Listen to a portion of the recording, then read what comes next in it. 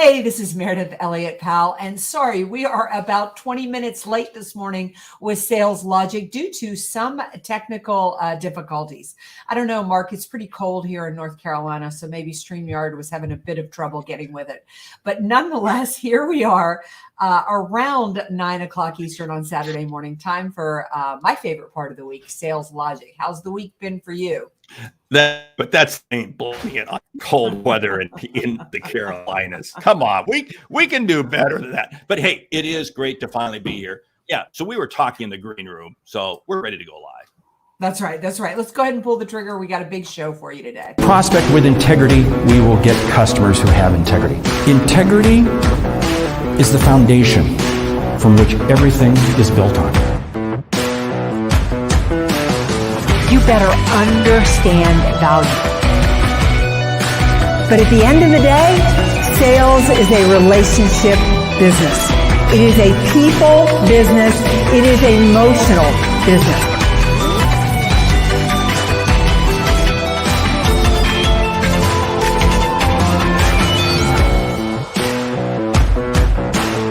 This is Sales Logic. Hey, Mark Hunter. It's 9 o'clock a Saturday morning, or about 9:30 actually. And you are right, Jack Hubbard. Love technology when it works, and when it hiccups on you, well, you got to roll with it. In this day and age, it is the age of uncertainty. But nonetheless, we are here for another episode of Sales Logic. Hoping the audience hung with us a little bit late, maybe grabbed another cup of coffee, because we got a big show planned. Now, every week we come to you talking about sales, what you need to know to be more effective in today's marketplace. We start the show with a question from our audience, my favorite part of the show. We've got a hot topic, a really great book that we recommend that you be reading. We've got a new one hot off the press, and we leave you with a lightning round. So, Mark, what do we have on tap for today? Well, what we have on tap is really impressive that you're able to get StreamYard to work on your flip phone. So that's really fun. Okay, back to serious nature. The topic: how to build a sales culture that every team member feels connected to. This is a great topic. It's a great topic. And, it really comes to us by way of the question. The question comes to us from Christian in St. Paul, Minnesota, where it's probably about 3 degrees right now. Mm-hmm. I'm a CEO of a growing startup that needs to become a real business. Been down that path before. We have been in business for 10 years. And last year, you know what hit the fan? We grew by 60 employees. I think he's a little bit beyond a startup. Yeah. And I can feel the bureaucracy taking over. I feel like operations, finance, and fulfillment are slowing us down. We seem to be becoming the company of no. How do I turn this ship and get everyone on board to believe that being nimble and flexible is key to our customer experience?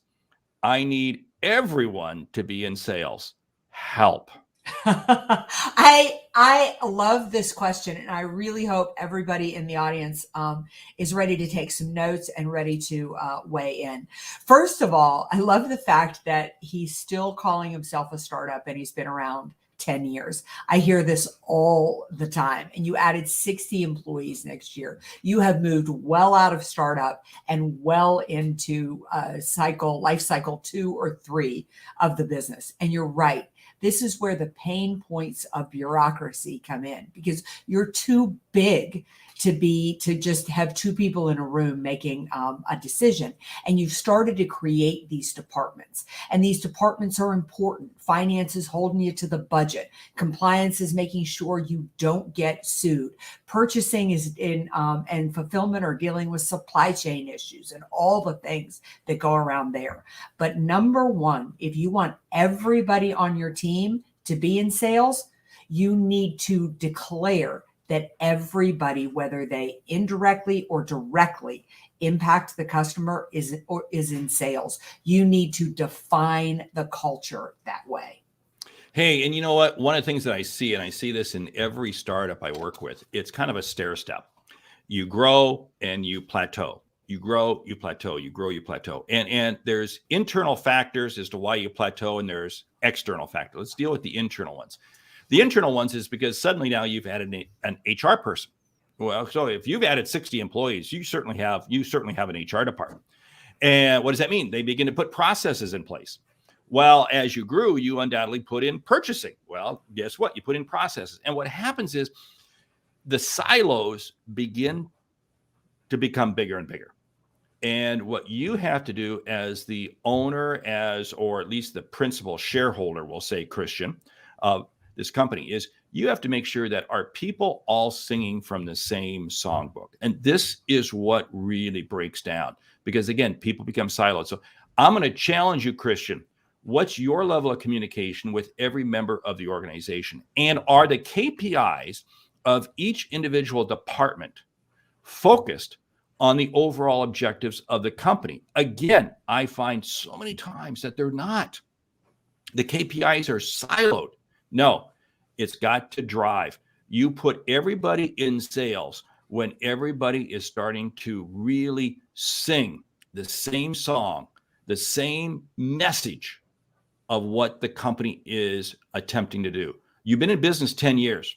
You've got an established presence in the marketplace, but do your employees understand that? Yeah, I would say with each individual department too, you've got to go in there and number one, make sure that each department understands how they impact the customer experience. Really declare that the most important impact you have with the customer is that very first interaction. Because we're living in a time when the customer controls the buying cycle. They don't have to buy from you. They can buy anywhere they want to, anytime they want to, from anyone they want to. So the moment that the salesperson sells something and they have a bad interaction with fulfillment, that customer is out of there. Maybe they'll buy once from you, but they're certainly not going to refer you and they're not going to come back. And you have to help the other departments broaden their view of the impact of what they're doing and how they touch the customer. Here's the power of that, though. Everybody wants to grow the business. It's why sales is the sexy part of the business. So help somebody in accounting understand how they impact the customer experience. Give them pride in that. You know what, Meridith? I'm going to push back on that a little bit. I don't think everybody always wants the company to grow. What they want is they just want job security. Yeah. Don't overwhelm me. Oh, we're too busy. We're too busy. We're too busy.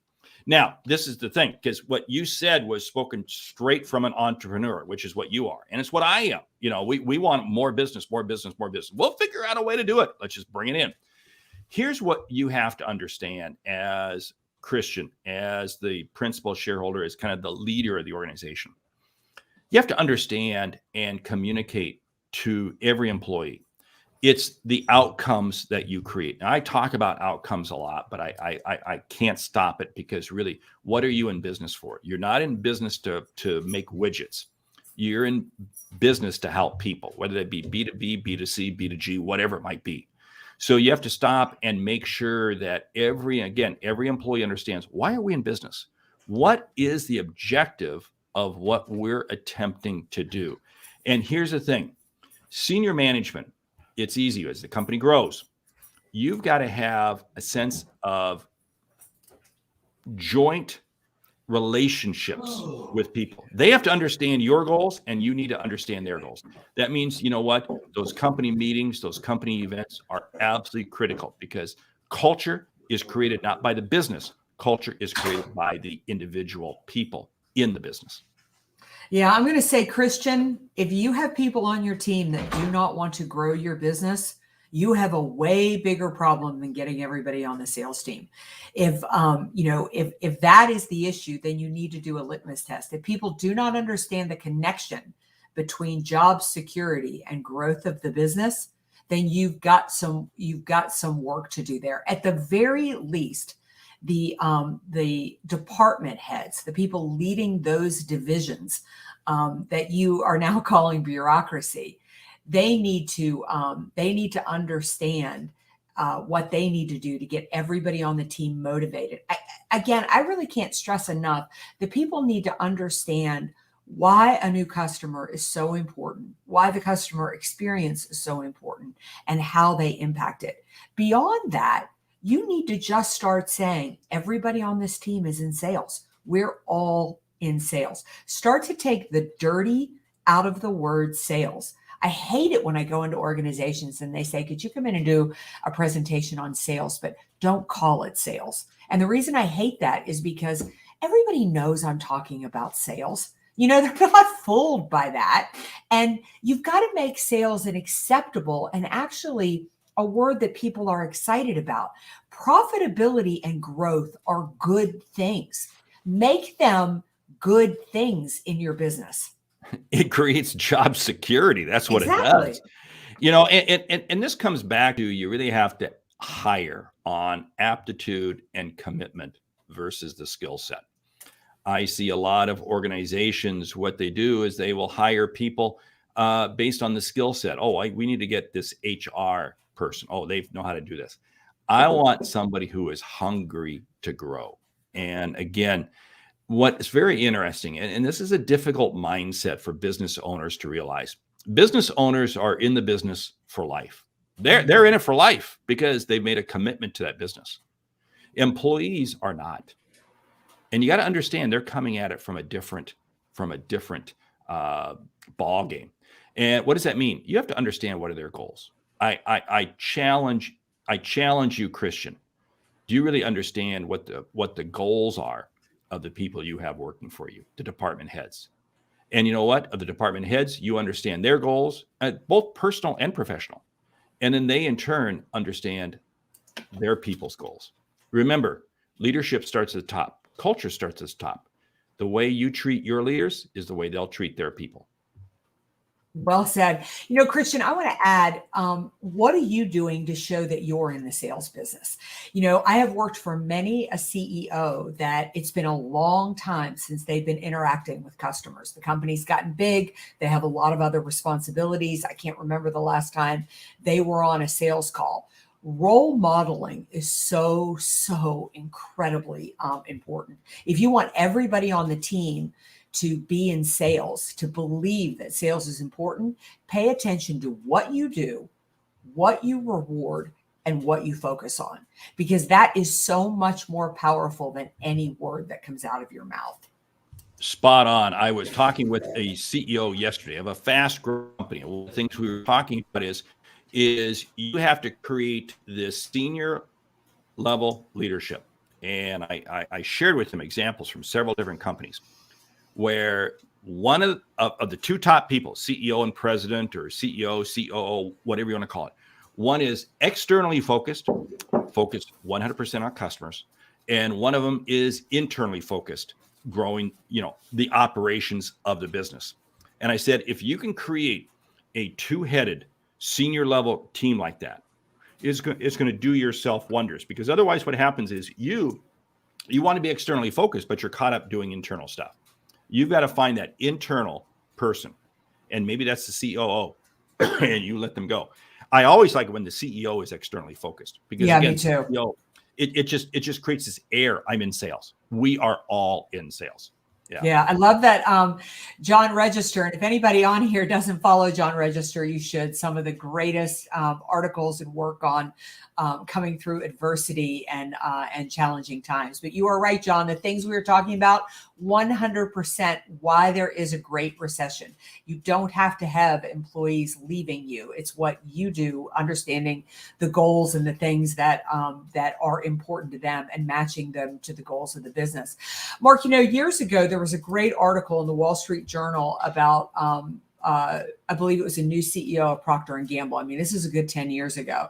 And they were focused on the fact that as a CEO, they felt that their role was external, that we're living in a time when there is more happening outside of the business than in it that could impact its, ability to grow. That certainly was important 10 years ago.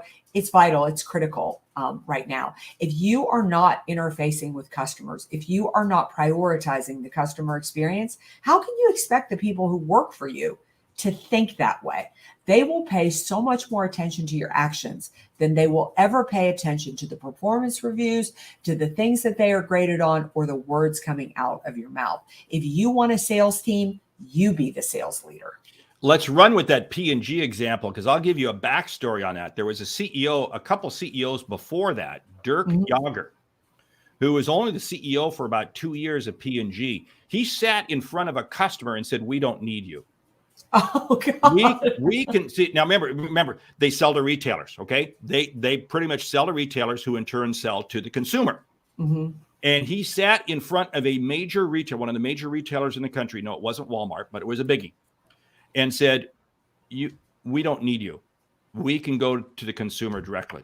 And you know what's very interesting is he was no longer the CEO within about 6 to 9 months after that. Because again, not customer focused. So it's easy to lose your way. And again, I'm sorry, we're kind of running off on a soapbox. Okay, that was a bad term, talking about P&G. Yeah. So anyway, okay, I'm sorry. So right, how often should a CEO communicate in times of crisis to keep and build culture? I love the two-headed approach. They have to be continuously. One of the things that I always look at is privately held companies, and this company that we're talking about here, probably privately held. Are you sharing your numbers with the organization? Mm-hmm. Are you sharing your sales growth numbers? Now, you don't need to get into the full P&L. No. But again, are you sharing them? Let them participate in the success of the company. Absolutely key. Hey, we should probably transition to the question, because time is moving. We are almost out of time, actually. Yeah. How to build a sales culture that every team feels connected to. Okay, we've been sharing a lot of ideas. We've been sharing a lot, but Mark, I want to follow up on what you just said. Is one of the most important things, if you want to build a sales culture, how does your company make money? Like you said, don't share the whole P&L, but the simplistic information around how your company makes money. How do you generate revenue? What expenses do you have? What revenue can they control? What expenses can they control? What is the impact they specifically have? When people understand how your organization makes money, they will help you not only generate more revenue, but they will help you hold on to more revenue. Will work to cut expenses. That is so spot on. And along with that, share with them customer success stories. Share with them issues and complaints that customers have had. Let them see how that customer interaction is happening. And you as the CEO, you as the president, COO, you have to be communicating to people. Hey, you know what? I was just talking to a couple customers the other day, or I was just out visiting a couple customers. Share the stories. The narrative conversation has to be around sales, has to be around customers. Invite salespeople. One of the things that I always tell organizations, and again, we'll go back to Christian. Hey, you know what, Christian, you may want to take your HR person and have them spend a day out in the field with salespeople, if they're out in the field, or if they're on the phone, but shadowing. Have people shadow what salespeople are doing. You want to create a sales culture? That's a great way to do it. Yeah, I would also say the flip of that. And the flip of that is have the salespeople spend some time in your back office departments for a couple of reasons. Salespeople need to understand what happens to the customer once the sale has been made, what's happening. The other is that they can help the operations teams identify opportunities to create more sales or to create a better experience. I was just doing a sales training last week with a customer complaint department, and how to turn every customer complaint into a sales opportunity. When customers are unhappy and you solve that problem, it's one of the greatest times to create a sale or to get a referral. But you have to, this isn't, look, I do sales training and I'm an advocate of sales training. But it doesn't matter how good or spot on I was in a day, it's not going to take a hold. It's not going to take hold. You got to have it happening all the time. So invite the salespeople to hang out with the operations people to hang out with the salespeople, and everybody get a taste and be able to see the value they bring and bring the input. And they also see how hard it is, because again, a lot of people stand off on the sideline. Oh, sales is easy. All you have to do is take orders. No, that's called customer service. Sales is about creating incremental opportunities. Again, that's a different soapbox we'll run down later. But here's the whole thing. People don't understand how difficult sales is. Sales is not an easy job. It's work. And when every other department understands that, it's amazing how people then begin to get behind sales. One quick thing that I love doing, and I'll share the example. It was actually with Dove Bar. I don't know if you've ever had a Dove Bar. Oh, who hasn't had a Dove Bar? Who hasn't had a Dove Bar? If you haven't had a Dove Bar, go get one right now. You deserve it. I am in the Dove Bar manufacturing offices in, I believe it was Burr Ridge, Illinois. This goes back 15 years ago.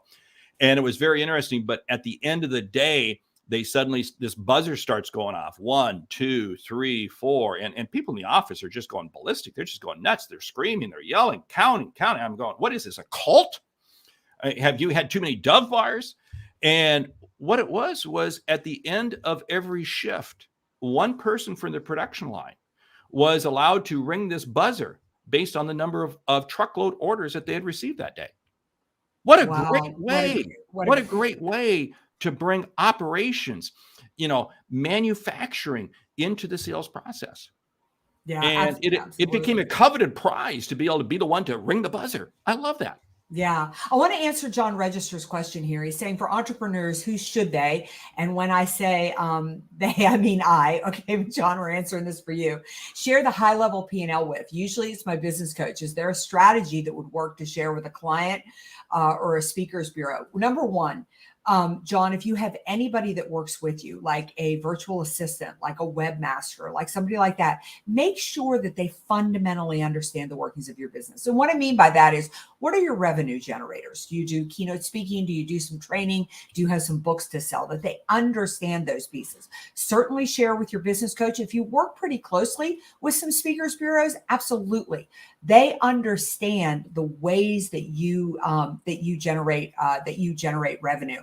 With a client, it's a little more delicate than that. We don't do it necessarily with a P&L, but with a client, I always make sure that they understand all the different ways that they could use me.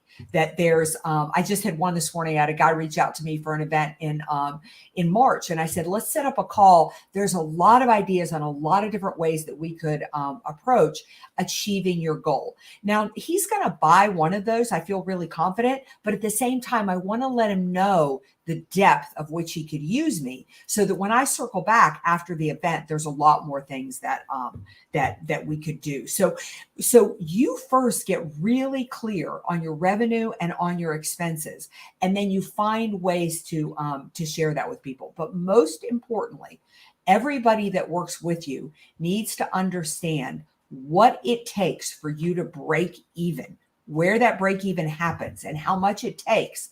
And then what are expenses they could control? When everybody starts to look for ways to decrease expenses, that's huge. We have had the chat really lighting up. Mark, you are so right. The things that we have been talking about, Mark Bregman, exactly. They break down silos. When you get operations to work with sales, sales to work with operations, now we have a depth, just such a depth of understanding. And Jack Hubbard, the master of sales training, it's everything after the sales training that helps build a sustainable culture. We are amazing sales trainers, but you have got to have the leaders in there holding on that. Yes. So, all right. I'm going to have to put another quarter in the machine to keep the show going, because it's amazing. Hey, let's jump to the book. Andy Powell. Notice how I do my best Vanna White. Actually, you should be holding the book. Anyway, there you go. Sell Without Selling Out. Great book. You know what I like about it? Not only is it a fast read, but it's Andy being Andy.